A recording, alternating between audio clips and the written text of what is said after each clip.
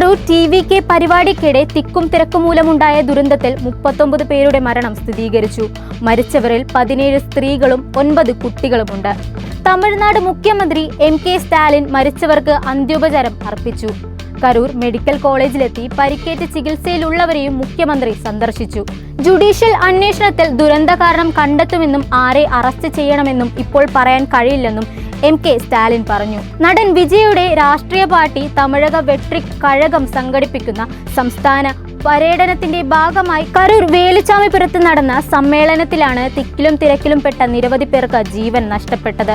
1 ലക്ഷത്തിലധികം ആളുകൾ പങ്കെടുത്ത പരിപാടിയിൽ ഞെങ്ങിഞ്ഞൊരുങ്ങി ജീവനില്ലാതെയോ പാതി ജീവനുമായോ നിരവധി പേരെ കരൂരിലെ ആശുപത്രിയിൽ എത്തിച്ചു. ആവശ്യത്തിന് ഡോക്ടർമാരോ മെഡിക്കൽ സൗകര്യങ്ങളോ ഇല്ലാത്തതിനാൽ ആദ്യ മണിക്കൂറുകളിൽ ഏറെ ബുദ്ധിമുട്ടി.